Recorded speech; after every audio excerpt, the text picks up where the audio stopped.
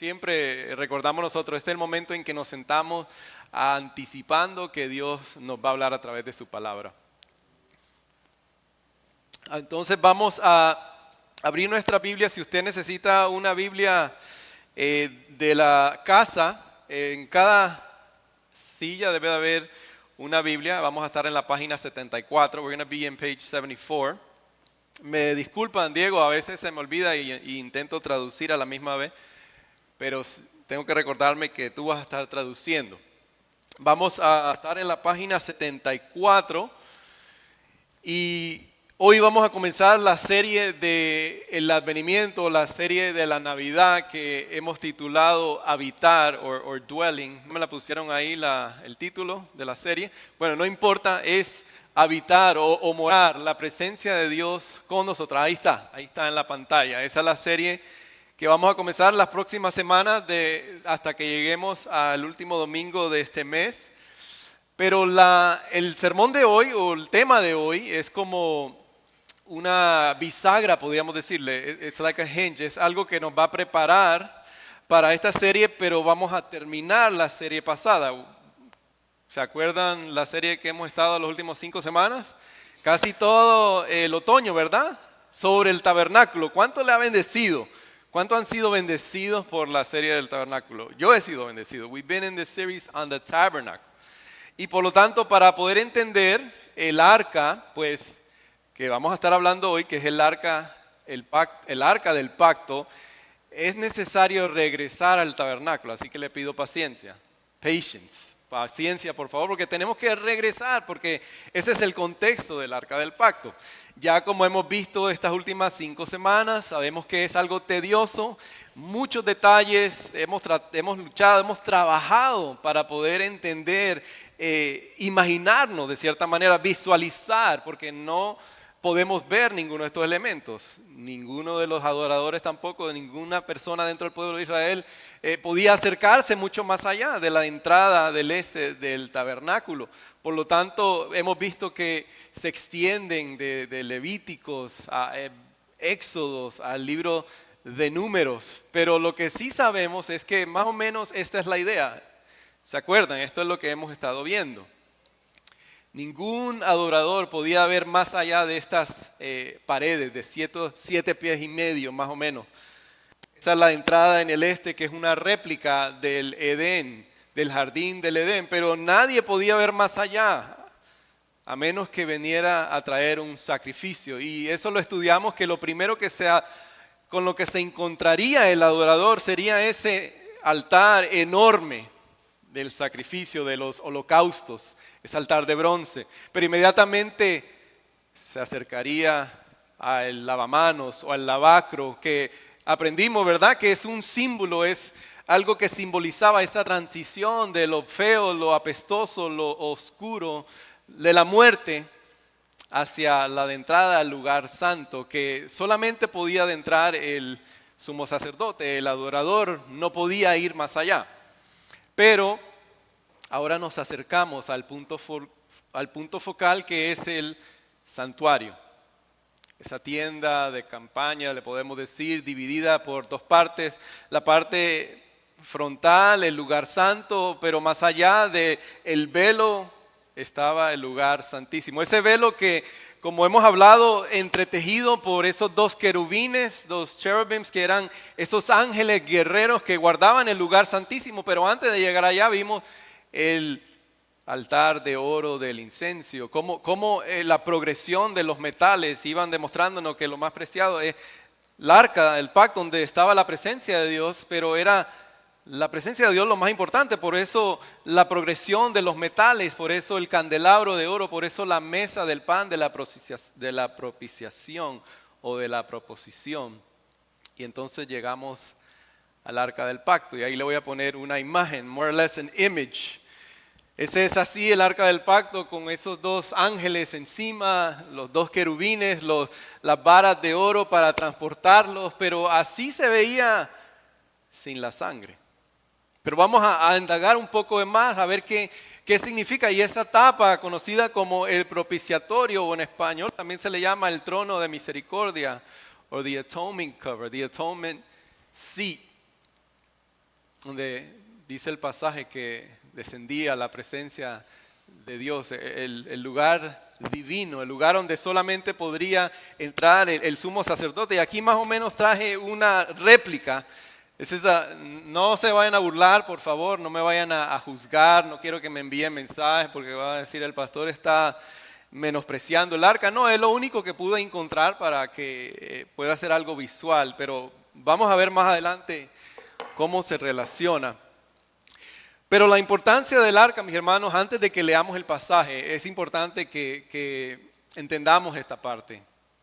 Porque más allá de la construcción, del diseño físico del arca, lo más importante que encarnaba el arca es una paradoja o un dilema existencial que existe en toda la humanidad y para cada uno de nosotros. ¿Y cuál es ese? Es que por un lado el tabernáculo encarnaba o comunicaba el deseo de Dios de habitar con su pueblo. Esa es la preparación de todo el tabernáculo, de preparar al pueblo para habitar con Dios. Y ese es el paradoja, ese es el dilema que existe, el dilema existencial.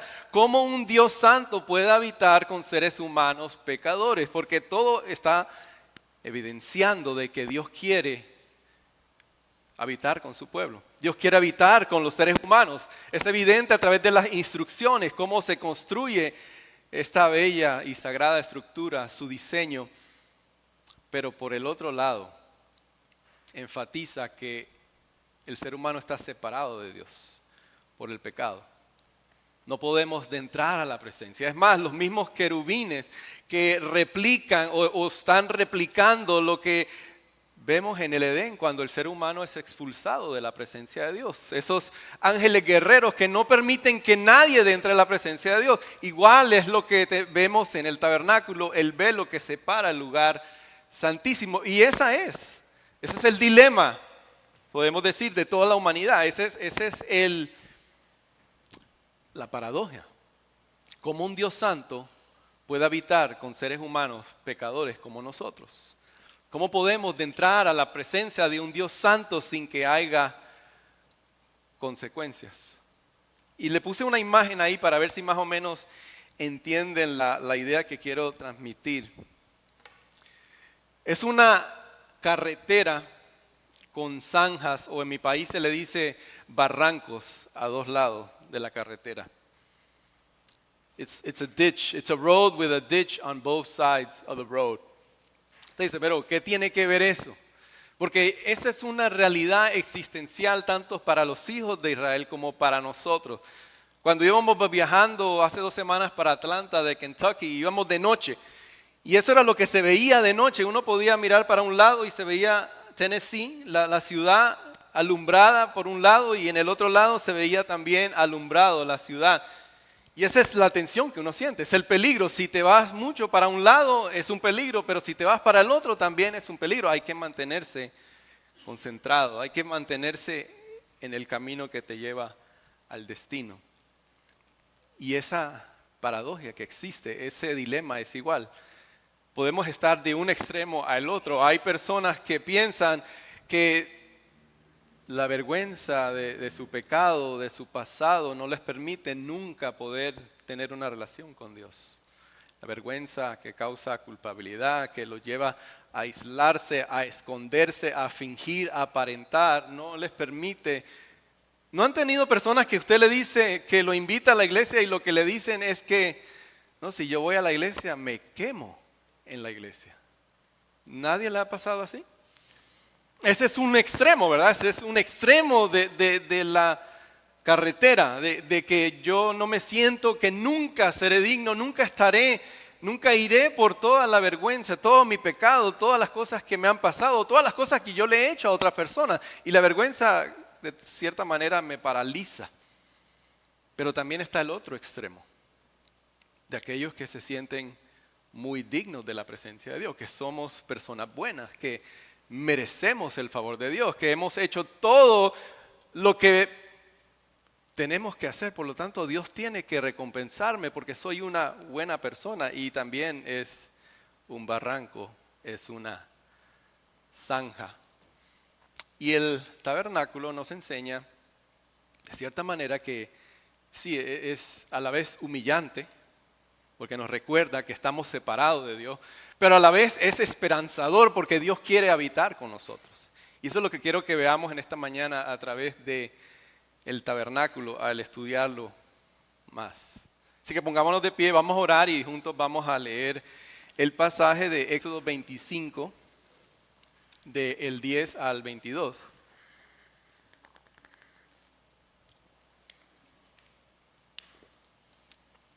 Padre, gracias te damos nuevamente por poder estar en esta mañana adorándote, alabándote, exaltándote, uniéndonos a la misión de exaltar el nombre de Cristo.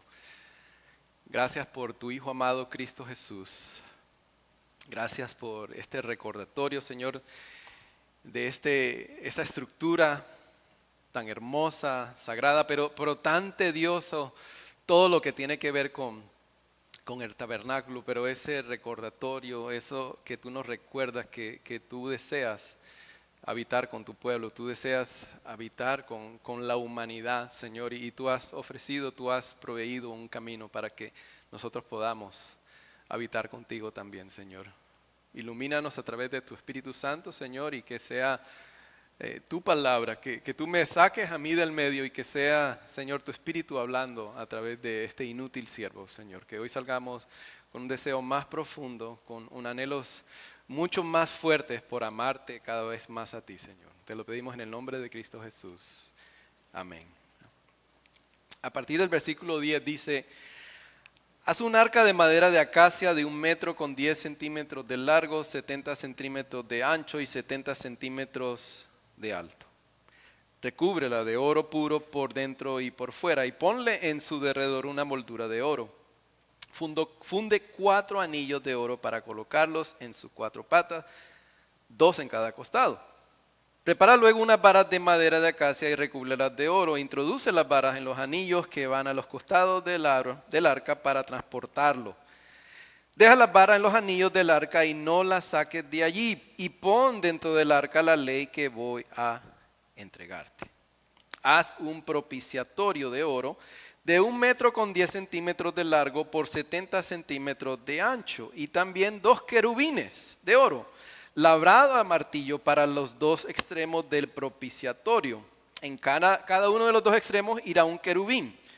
Hazlos de modo que formen una sola pieza con el propiciatorio. Los querubines deberán tener las alas extendidas por encima del propiciatorio y cubrirlo con ellas. Quedarán el uno frente al otro mirando hacia el propiciatorio.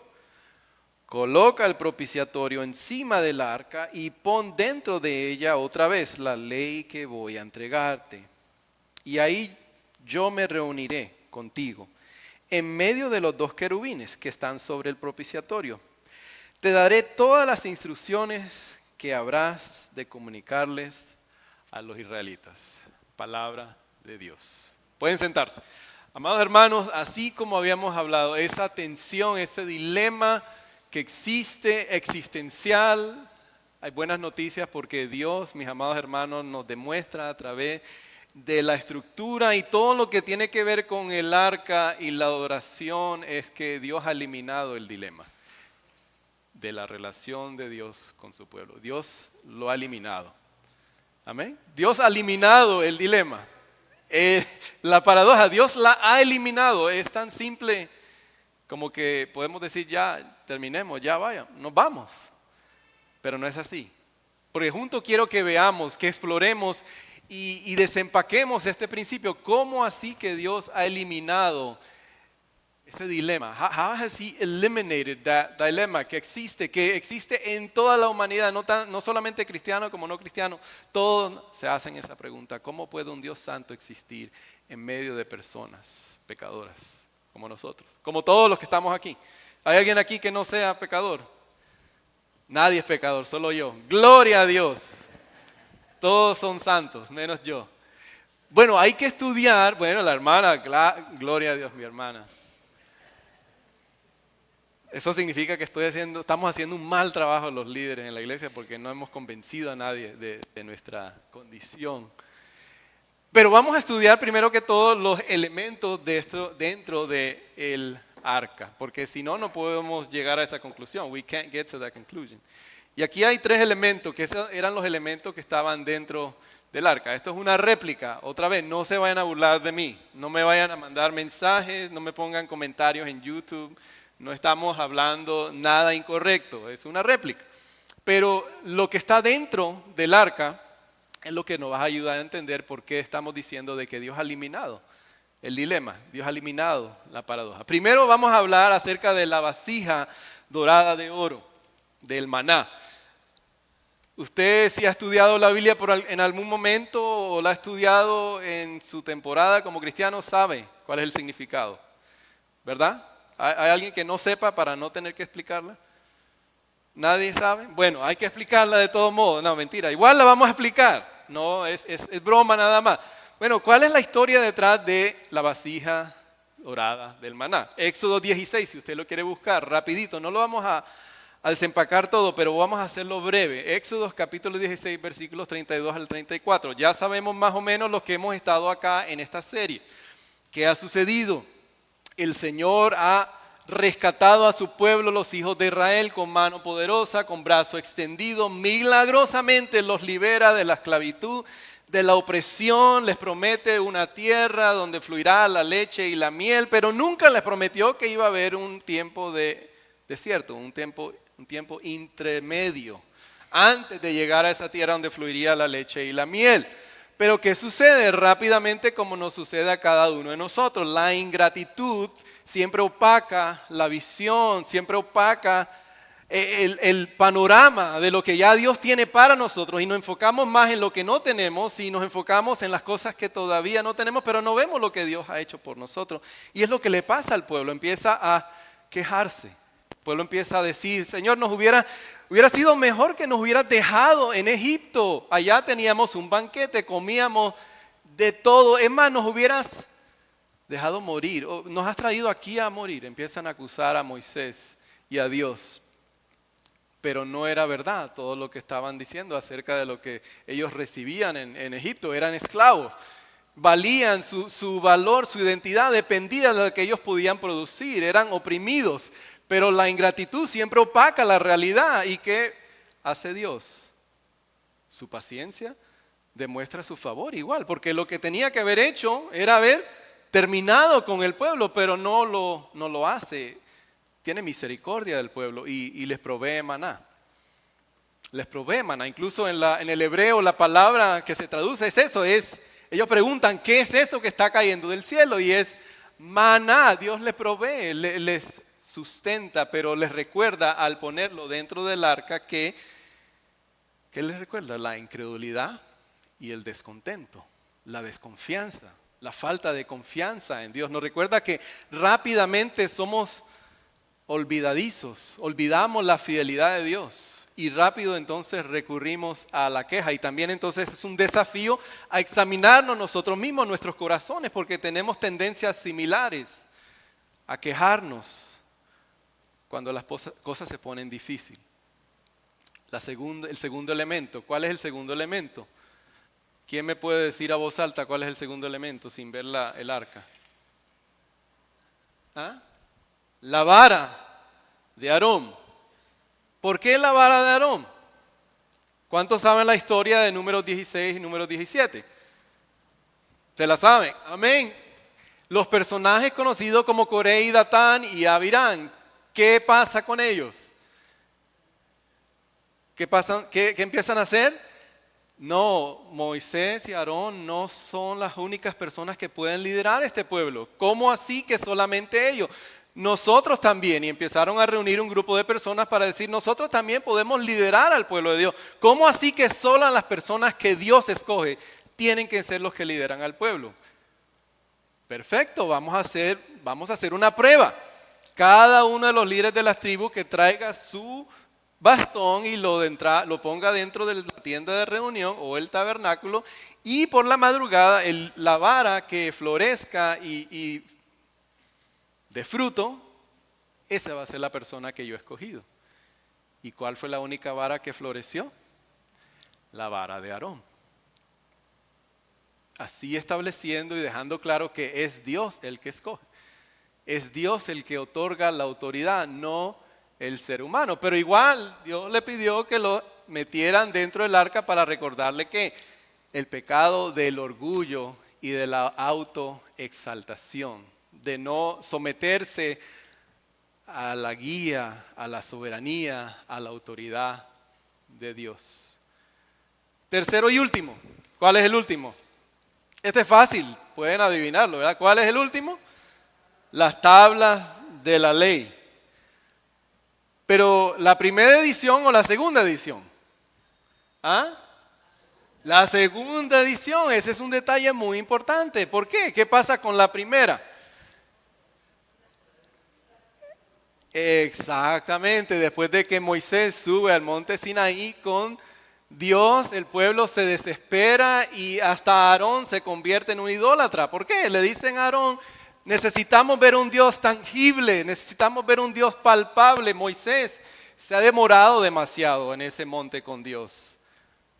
Ok, vamos a hacer un ídolo, un becerro de oro. Y ese es el Dios que los rescató a ustedes de Egipto.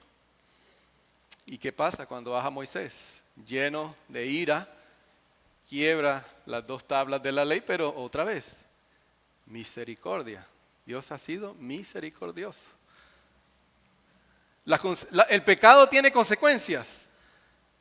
Amén. Tiene consecuencias. El pecado tiene consecuencias. Pero Dios sigue siendo misericordioso. Y es lo que demuestra cada uno de estos elementos. Pero ¿qué es lo que nos recuerdan las tablas de la ley? Que eso es importante y no quiero que se me pase.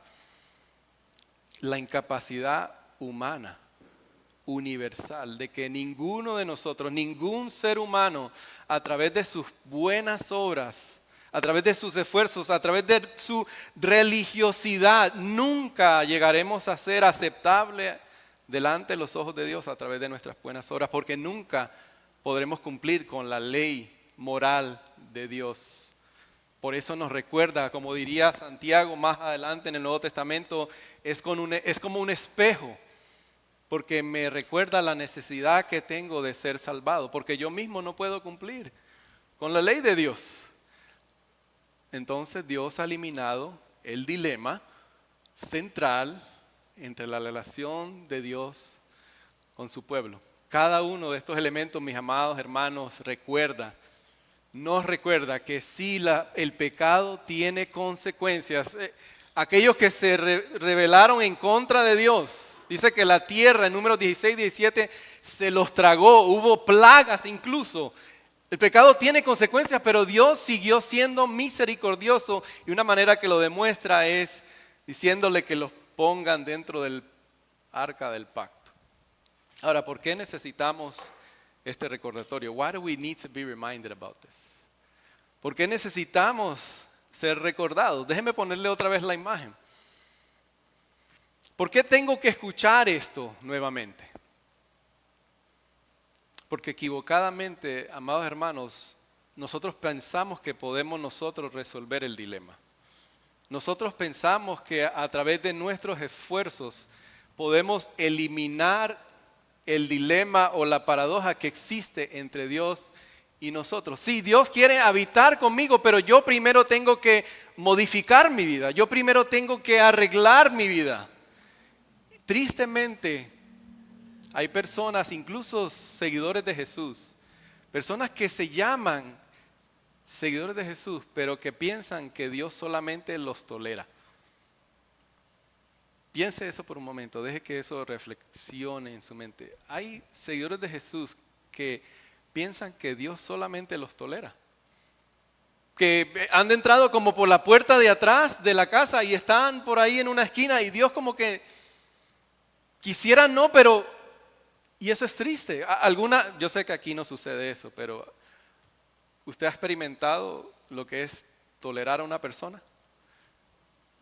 Nadie se atreve a decirlo.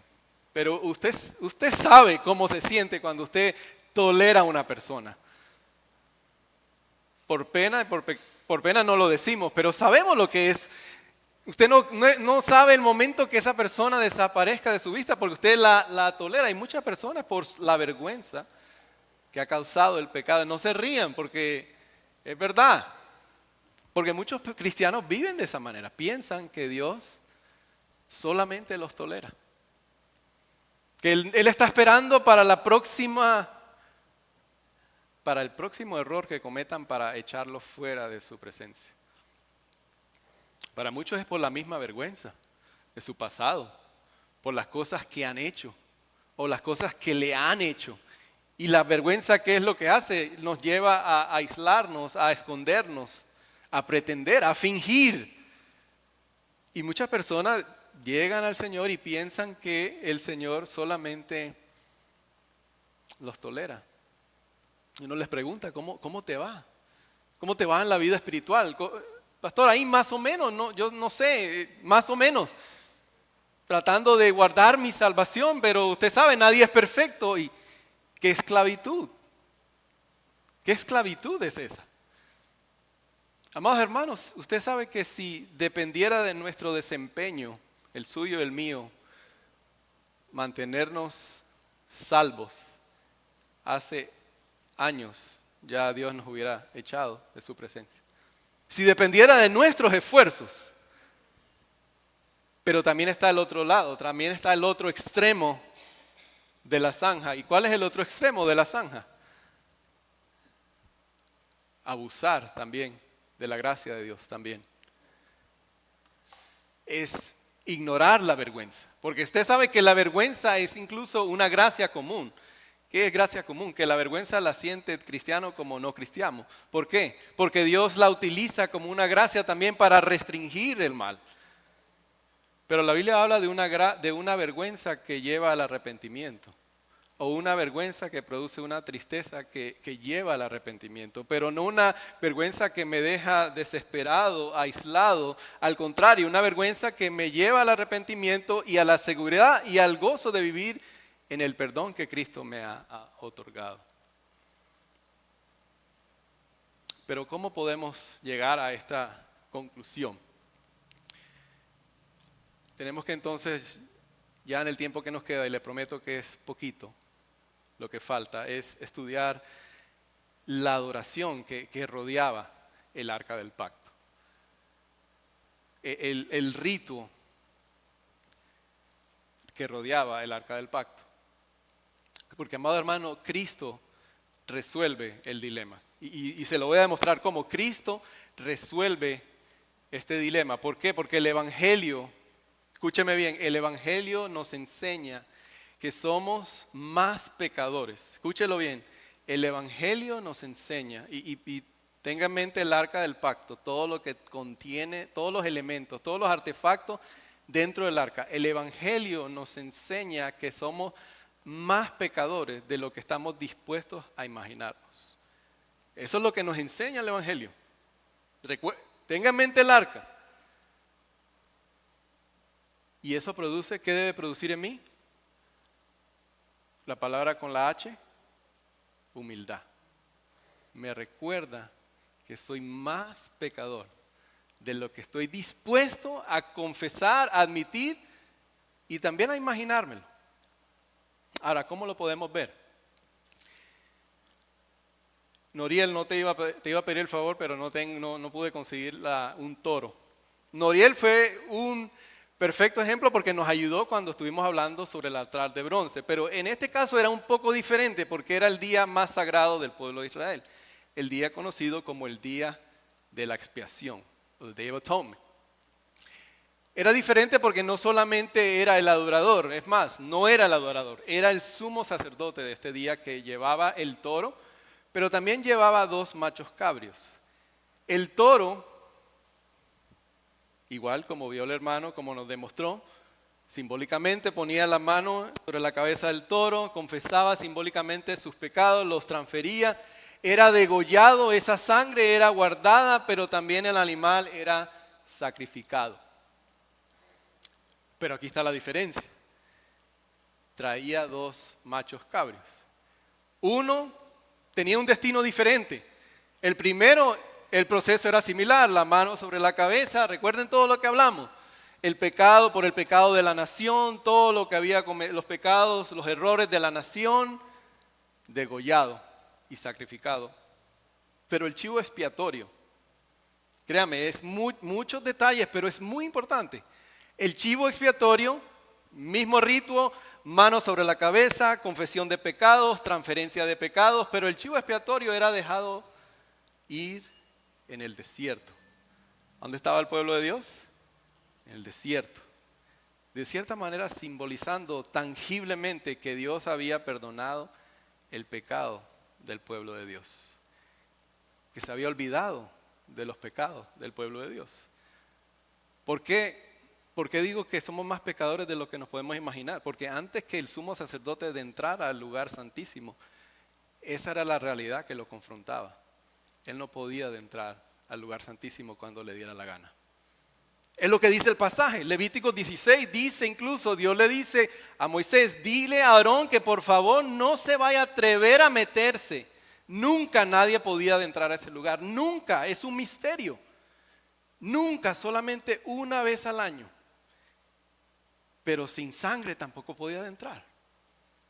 Como sabemos, el autor de Hebreos después dice que sin el derramamiento de sangre no hay perdón de pecados. Pero la sangre del toro y del primer macho cabrio, ahora sí podía entrar. Representaba la rebelión, la idolatría, la culpabilidad. Los tres elementos que están dentro del arca, recuérdense. Y ahora, ¿qué hacía el sumo sacerdote? Esa sangre que la llevaba y la echaba encima del propiciatorio. ¿A dónde se reunía Dios? ¿Dónde dice el pasaje que Dios se reunía con el sacerdote, con el sumo sacerdote?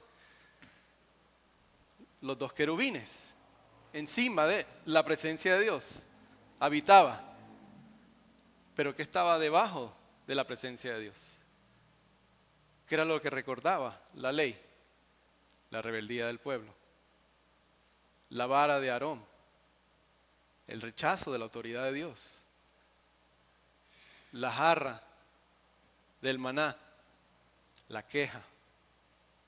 La falta de confianza en Dios. Pero ¿cómo es así? ¿Ven el dilema? Ese es el dilema, es la paradoja. ¿Cómo puede un Dios santo, si es el lugar santísimo, cómo ahora Dios puede habitar encima del pecado?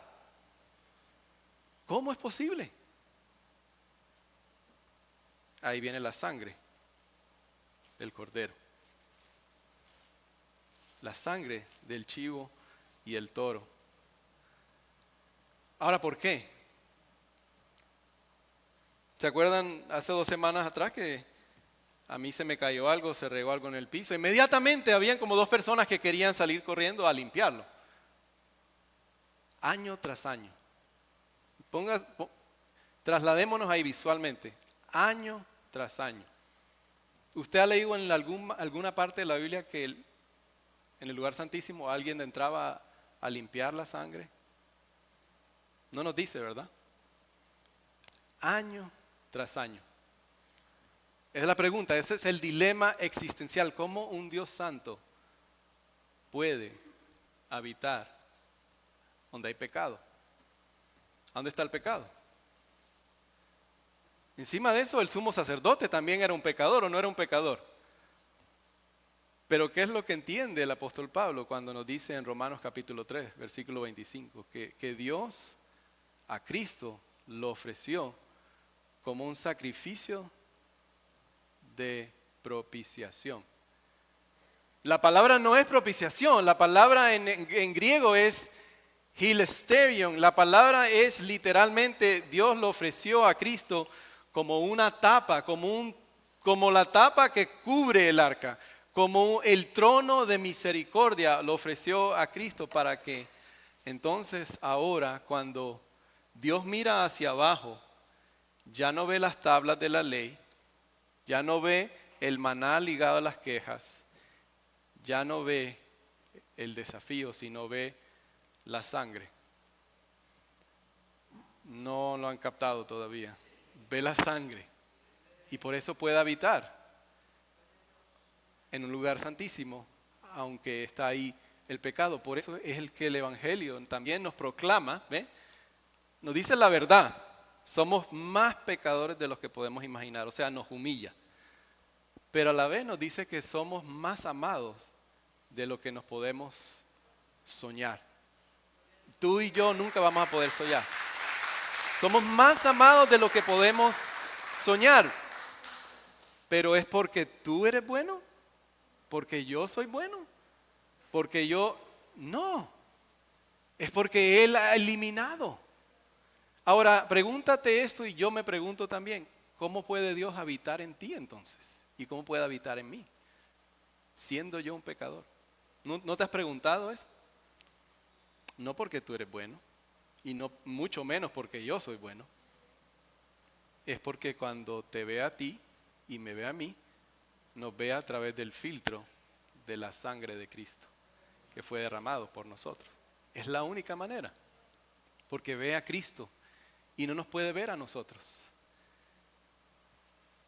Ese es el arca del pacto.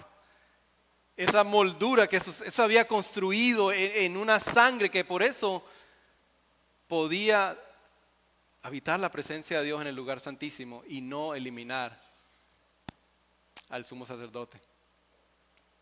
Imagínense qué pasaría si mi corazón constantemente, continuamente está mirando hacia Jesús como el que eliminó el dilema, el que eliminó la paradoja, en vez de tratar de mirar a mí para equilibrar el peso. Primero que todo, no voy a caer en la zanja. El error de pensar de que Dios solamente me soporta. Y la otra zanja tampoco, de abusar de la gracia de Dios. De vivir de una manera desenfrenada tampoco. Y quiero terminar dándole un ejemplo para ver si capta nuestra atención. Y le prometo que ya es lo último. Juan capítulo 4. Es un ejemplo perfecto de una persona que va de vergüenza a deleite en la presencia de Dios. Juan capítulo 4, versículos 28 al 39, rapidito lo voy a resumir. Es muy conocido, uno de mis pasajes favoritos, conocido como la mujer samaritana. No voy a decir todos los detalles porque ya es tarde, pero si usted ha leído el pasaje, yo estoy seguro que se va a asombrar lo que sucede. Es un personaje samaritano, primero que todo. Hay muchos detalles culturales. El pasaje nos empieza a decir que es raro que una mujer a esa hora de la tarde vaya a buscar agua y vaya sola. Empieza a tener un debate teológico con Jesús. Y Jesús le ofrece a ella un tipo de agua que no es el agua que ella está esperando.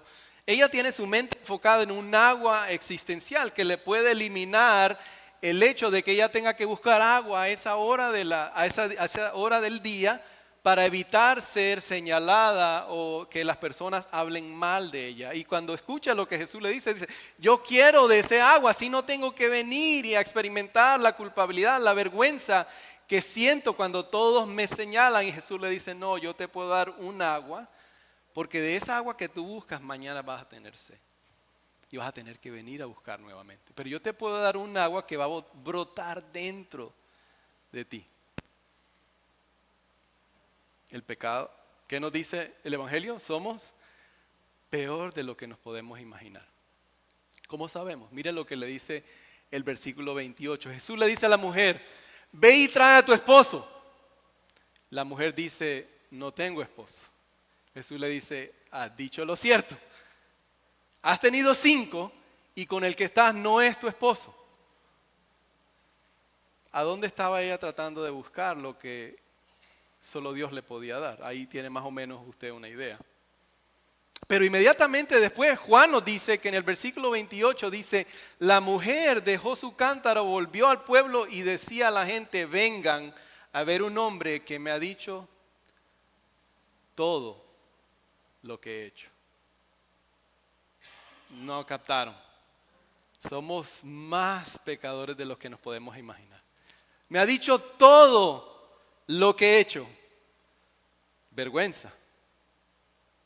Pero aún así, deleite proclamando el evangelio a otras personas. El versículo 39 nuevamente dice otra vez Juan: muchos de los samaritanos que vivían en aquel pueblo creyeron en él, ojo, por el testimonio que daba la mujer. ¿Qué decía la mujer? He conocido a un hombre que me lo ha dicho todo lo que he hecho. Ahora usted imagínese, use la mente, ¿qué no sabía Jesús? ¿Qué no conocía acerca de su pasado, acerca de su vida? Pero aún así, la amó, la buscó. Y cuando eso llegó a la mente, al corazón de esta mujer, ¿qué fue lo único que pudo producir? Deseos, anhelos, motivaciones, ahora transformadas, para que otros vengan y conozcan a este hombre que me ha dicho todo, que me ha dicho que soy mucho más pecadora de lo que yo estoy dispuesta a imaginarme, pero que a la vez estoy mucho más amada de lo que yo he podido nunca soñar, y más amada que cualquier otra persona que me pueda amar en este mundo. Para algunos de nosotros, mis amados hermanos,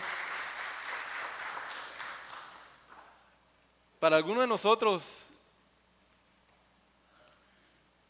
¿cómo puede funcionar el arca? Porque ya no vamos a hablar más del tabernáculo en lo que queda del año y especialmente en esta temporada.